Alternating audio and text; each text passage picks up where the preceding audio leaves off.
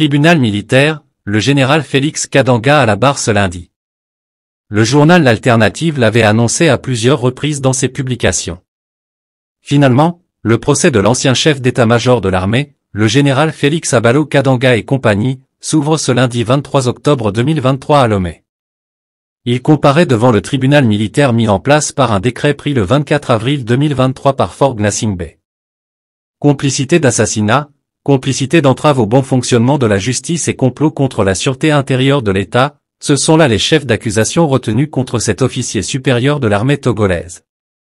Seront également dans le box des accusés le colonel Ali Kodjo, le commandant Atekpe, le chauffeur de feu colonel Madjoulba, la secrétaire particulière de feu Madjoulba, le lieutenant-colonel Agbonkou, le colonel Alex Yotrofei Massina, à l'époque des faits directeur général de la gendarmerie nationale et le colonel Charles Sogouyou, chef d'état-major de l'armée de terre à l'époque des faits. Ces deux derniers officiers qui comparaîtront libres à titre de témoins ont été à plusieurs reprises cités par le général Félix Kadanga dans sa déposition.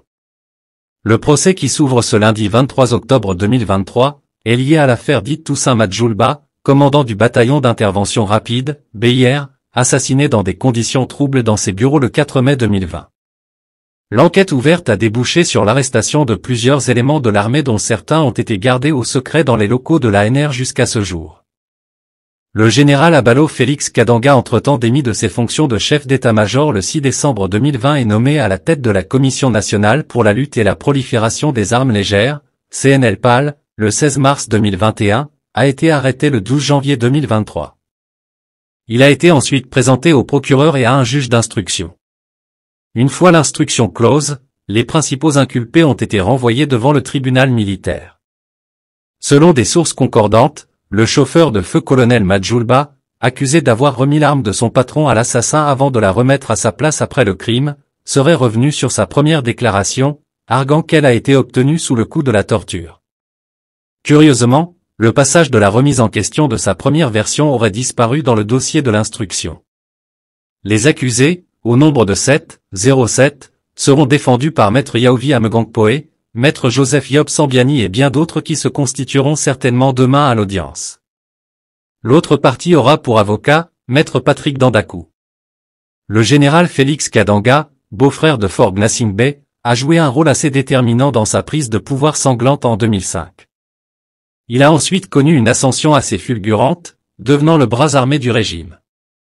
Dans la nuit du 12 au 13 avril 2009, c'était lui qui a lancé l'assaut au domicile de Kpatcha Gnassingbé, accusé à l'époque d'atteinte à la sûreté intérieure de l'État. Bilan, 2 soldats exécutés, importants dégâts matériels, argent, bijoux et pierres précieuses emportés. À la veille de ce procès qui s'ouvre ce 23 octobre 2023, Faure Gnassingbé, revenu de son escapade d'Abu Dhabi, Milan, a convoqué en fin d'après-midi de ce dimanche 22 octobre à la présidence les chefs corps de l'armée togolaise pour les informer officiellement de l'ouverture du procès et des dispositions sécuritaires à prendre.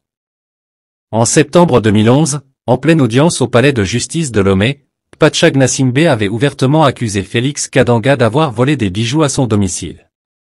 Et ce dernier de répliquer à Kpatcha Gnassingbé devant le juge d'un ton sentencieux, « Tu es un menteur, tu ne t'en sortiras jamais ». 15 ans plus tard, Félix Kadanga va-t-il réussir, lui, à s'en sortir? Rien n'est moins sûr. Ce procès qui s'ouvre dans quelques heures, loin des médias et pour une semaine selon des sources, va-t-il permettre de savoir la vérité sur l'assassinat du colonel Toussaint Madjoulba? Les Togolais attendent de voir. Palais de justice. L'audience est ouverte. À côté du tribunal militaire siège avec voix délibérative un jury spécial composé des généraux Manganao, Titik Pina, Berena et Nanja Zakari. 19 témoins sont cités à la barre dont le général Yark absent dans la salle. Les intérêts de la famille Madjoulba sont défendus par Maître Djorma. L'État est défendu par Maître Dandakou Ngel. Les accusés sont défendus par Maître Sambiani, Amegangpo, Claude Amegan, Adjebeo, Nabed, Anani et Lawson Bankou. Les médias sont interdits de couverture et les avocats interdits des interviews durant tout le procès. Palais de justice. L'audience est ouverte. À côté du tribunal militaire siège avec voix délibérative un jury spécial composé des généraux Manganao, Titik Pina, Berena et Nanja Zakari. 19 témoins sont cités à la barre dont le général Yark absent dans la salle. Les intérêts de la famille Majulba sont défendus par Maître Djorma. L'État est défendu par Maître Dandakou Ngel. Les accusés sont défendus par Maître Sambiani, Amegangpo, Claude Amegan, Adjebeo, Nabed, Anani et Lawson Bankou. Les médias sont interdits de couverture et les avocats interdits des interviews durant tout le procès. Palais de justice. L'audience est ouverte. À côté du tribunal militaire siège avec voix délibérative un jury spécial composé des généraux Manganao, Titikpina, Berena et Nanja Zakari. 19 témoins sont cités à la barre dont le général Yark absent dans la salle. Les intérêts de la famille Majulba sont défendus par Maître Djorma. L'État est défendu par Maître Dandakou Ngel. Les accusés sont défendus par Maître Sambiani, Amegangpo, Claude Amegan, Adjebeo, Nabed, Anani et Lawson Bankou. Les médias sont interdits de couverture et les avocats interdits des interviews durant tout le procès.